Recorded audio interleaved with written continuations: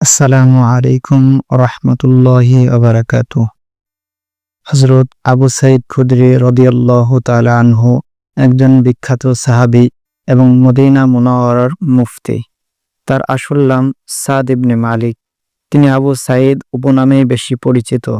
তিনি আনসারদের খাজরাজ শাখার লোক ছিলেন। তার পিতা মালিক ইবনে সিনানও একজন সাহাবী ছিলেন, যিনি উহুদের যুদ্ধে শহীদ হয়েছিলেন। উহুদ যুদ্ধকালে হযরত আবু সাঈদ খুদরি রাদিয়াল্লাহু তাআলা আনহু অল্প বয়স্ক ছিলেন বিধায় তাকে এ যুদ্ধে অংশগ্রহণের অনুমতি দেওয়া হয়নি। তখন তার বয়স ছিল মাত্র ১৩ বছর। এর পরবর্তী সকল যুদ্ধে তার অংশগ্রহণের সুযোগ হয়েছিল। তিনি রাসূলুল্লাহ সাল্লাল্লাহু আলাইহি ওয়াসাল্লামের সঙ্গে সর্বমোট ১২টি যুদ্ধে শরীক থেকেছেন। তার পিতা ছিলেন অত্যন্ত গরিব। তিনি যখন উহুদের যুদ্ধে শহীদ হয়ে যান তখন মিরাজ হিসেবে কিছুই রেখে যেতে পারেননি। অঙ্কুত হযরত আবু সাঈদ রাদিয়াল্লাহু তাআলা আনহু নবী করিম সাল্লাল্লাহু আলাইহি ওয়াসাল্লামের কাছে সাহায্যের জন্য আসলেন। হযরত আবু সাঈদ রাদিয়াল্লাহু তাআলা আনহু বলেন, নবী সাল্লাল্লাহু আলাইহি ওয়াসাল্লাম আমাকে দেখেই বললেন, যে ব্যক্তি মাখলুক থেকে নিজেকে মুখাপেক্ষী করে রাখেন তাদের কাছে হাত পাতা হতে বিরত থাকো। আল্লাহ তাআলাও তাকে তাদের থেকে মুখাপেক্ষীহীন করে রাখেন, অর্থাৎ আল্লাহ তাআলাই তার অভাব অনটন দূর করে দেন।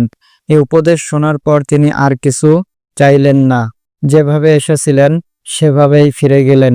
তিনি সারা জীবনে এই উপদেশ রক্ষা করে চলেছেন। আরেকবার নবী করিম সাল্লাল্লাহু আলাইহি ওয়াসাল্লাম উপদেশ দিয়েছিলেন, মানুষের ভয় যেন তোমাদের কাউকে সত্য কথা বলা হতে বিরত না রাখে।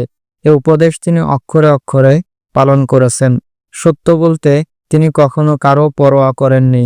তার ছিল জ্ঞান আহরণের অদম্য আগ্রহ। নবী করিম সাল্লাল্লাহু আলাইহি ওয়াসাল্লাম থেকে তিনি ভরপুর ইলম হাসিল করেছিলেন।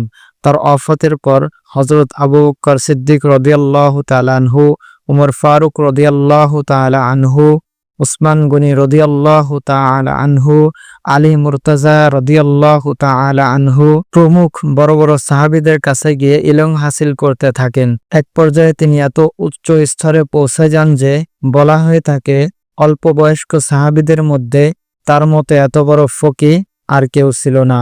আর এ কারণেই প্রবীণ তাবেঈগণ তো বটেই, অনেক সাহাবীও ইলমে দ্বীন শেখার জন্য তার দ্বারস্থ হন।